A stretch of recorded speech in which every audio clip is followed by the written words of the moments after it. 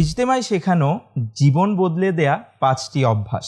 ইয়া আইয়ুহাল্লাযীনা আমানুত্তাকুল্লাহা ওয়া কুনু মা'আস সাদিকিন। কানজুল ঈমানের অনুবাদ, হে ঈমানদারগণ, তোমরা আল্লাহকে ভয় করো এবং সত্যবাদীদের সাথে হয়ে যাও।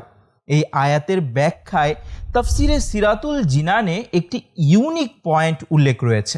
নেক মানুষের সঙ্গ হলো এক ধরনের স্পিরিচুয়াল কানেকশন। তাদের কাছাকাছি থাকা মানে শুধু সময় কাটানো নয়, বরং তাদের ভাইবস নিজের ভেতরে টেনে নেয়া। নেককার লোকদের চরিত্র, আচরণ, ডেডিকেশন সব কিছু আমাদের ভেতরে এক ধরনের পজিটিভ ইম্প্যাক্ট তৈরি করে।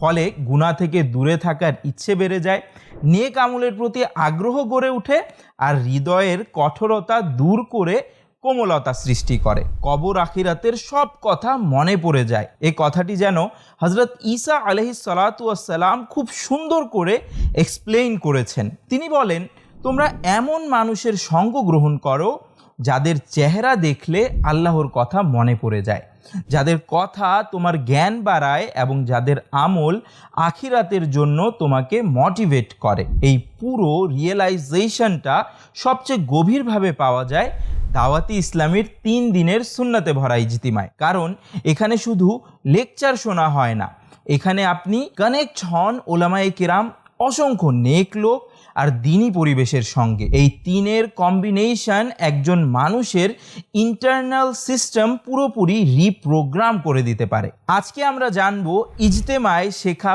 5টি মেজর লাইফ চেঞ্জিং হ্যাবিট সম্পর্কে। প্রথম অভ্যাস, নিয়মিত নামাজ আদায়। ইজতেমায় মানুষ শুধু নামাজ পড়াই শেখে না, বরং নামাজকে ভালোবাসতেও শিক্ষা দেওয়া হয়। আরও শেখানো হয় কিভাবে 5 ওয়াক্ত নামাজকে অগ্রাধিকার দেয়া হয়। একবার এই হ্যাবিট তৈরি হয়ে গেলে মানুষের জীবন হয়ে যায় ডিসিপ্লিনড অ্যান্ড ব্যালেন্সড।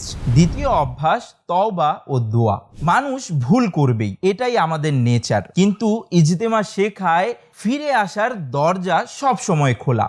এখানে মানুষ শেখে কিভাবে অশ্রুসিক্ত নয়নে দোয়া করতে হয়, কিভাবে গুনাহ থেকে সত্যিকারের টার্ন ব্যাক করতে হয়। তওবার এই সফটনেস মানুষের ভেতরে কঠোরতা ভেঙে দেয়, আর আল্লাহর দিকে ফিরে আসার এই অভ্যাস মানুষের লাইফকে যত দ্রুত বদলে দিতে পারে আর অন্য কিছু তা পারে না। তৃতীয় অভ্যাস, ভ্রাতৃত্ববোধ। ইজতেমার এক ভাই অন্য ভাইয়ের সঙ্গে খাবার ভাগ করে খায়, অন্যের সাহায্যে হাত বাড়িয়ে দেয়।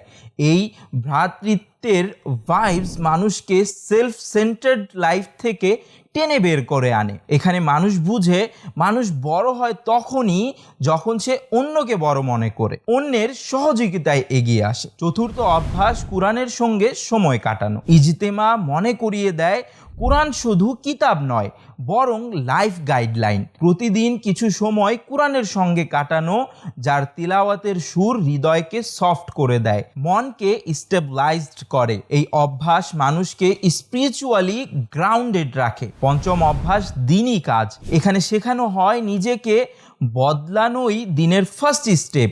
তারপর ধীরে ধীরে পরিবার, বন্ধু, সমাজ এক এক করে মানুষকে জীবনের পজিটিভ দিকে নিয়ে যাওয়ার চেষ্টা।